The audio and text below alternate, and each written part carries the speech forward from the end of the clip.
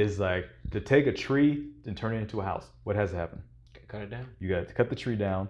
You got to strip the bark. You got to cut it up into pieces. You got to create boards with it, and then you take the boards to the house, and you got to cut the boards to fit what you need. How much of that is destructive? Right. But what are you creating? Right.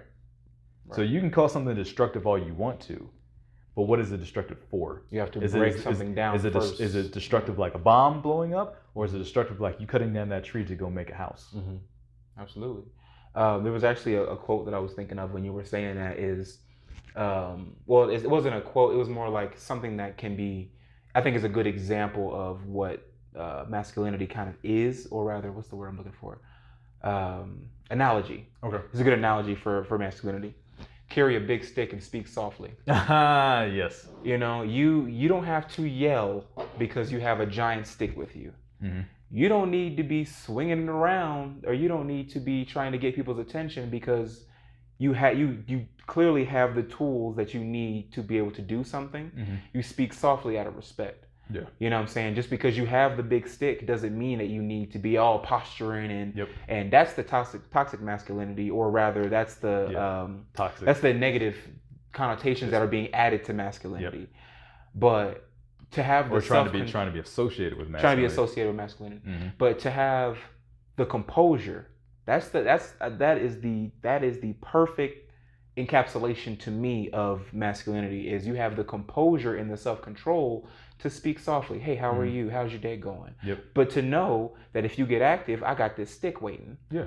And that's it. Yeah. We shouldn't even have to have this conversation to this point. You know, we're going on 40 minutes to try to get our point across about what masculinity is. It's not a feeling. It's a role. It's a role that you can choose to step into, and that as a man, I feel like you should step into. Yeah. But maybe that's a default. Maybe that's just how we've been raised, is that a man should be masculine. But we didn't say alpha. We didn't say toxic. We didn't say go out there and beat everybody over the head with something and claim you're the best. We just said understand what your role is. Yeah. Try to understand all the aspects of that, and then move accordingly.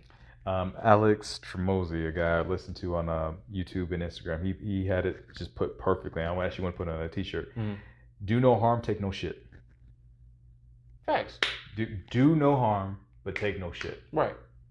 It's like you're not out here trying to beat the whole world. Like you said, I think speak softly and carry a big stick. I love that shit so much. It's a controlled fury. Mm-hmm. We talked about this before. It's like walk in the world with an open hand, but be willing and able to ball that up and deliver maximum destruction when necessary. And the biggest part of a man, I think, one big lesson I think as a man is learning when it's necessary. Mm-hmm. Is like so for me, them kind of redefining this, masculine and everything like that in the way that they're doing, I think can kind of be a dangerous place, especially when you're talking about dealing not just men but with boys. Yeah. That was the biggest thing that caught my attention was like how you decide to deal with men and with psychology and everything like that. You could, if men choose to do that, cool, but boys are so impressionable that you can mold boys into what that's why you get a lot of You mentioned women raising men, and I was mostly raised by a lot of women. My grandmother, my mom, different things like that. My mom was in the military, so different kind of lady. Same. Different kind of lady. Same different kind of lady. So shout out Oma. Right. But she drilled into me certain things, but at the same time she would tell, she's like, I can raise you, but I can't teach you to be a man. Mm-hmm. And that's the difference. Is like a woman can raise a boy, but she can't make a man. Right. That's a whole different thing. It's like, because you can't teach somebody to be something that you aren't. Mm-hmm. It's just like I can't teach a girl to be a woman. Right. It's like a guy, raising up a daughter, he can raise her up and give her certain morals and different things like that, teach her how to, deal with guys and what's going to happen with them and, how to interact with men. But you can't teach her how to be a woman because you're not a woman. Mm-hmm.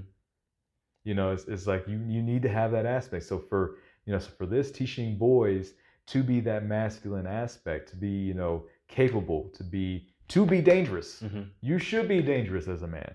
The world should have a bit of hesitation with you, not to cross the line with you. The world will not respect you otherwise. It won't. It won't. And like I said, in those times, it's easy to talk about this shit in times of peace. It's really easy, and I think we become such a peaceful, kind of soft society to where we don't have to hunt our own food or vegetables, or we don't have to have our own gardens or anything like that. What you hunting? Kale. Buckshot. There's a herd of radishes on the Serengeti. Like, what the fuck? It's like, yeah, I see you lettuce. Buckshot.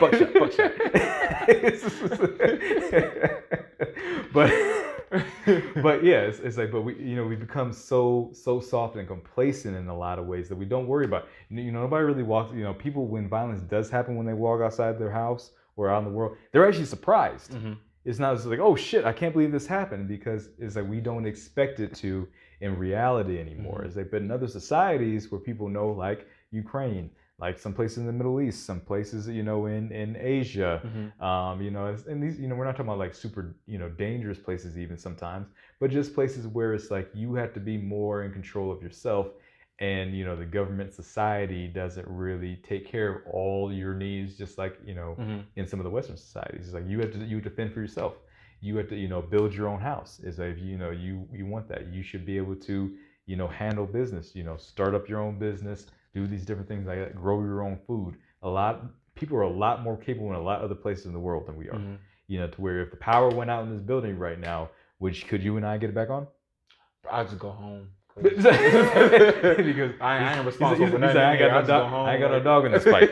Isn't what we we would go check the breaker, boom, boom, boom, and be like, well, time to call somebody. Right. It's like, but that would be the it, because it's like even us, we have gotten softer in a lot of ways, and that's when a lot of these things start coming up, where you can start to even have these conversations. Which is, I'm not saying I don't have these conversations. Mm-hmm.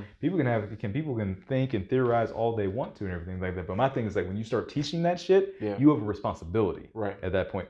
My thing is, what kind of men are you trying to build with this kind of with what you're talking about right now? Yeah. Are you trying to build capable men, or are you trying to build men that you can control?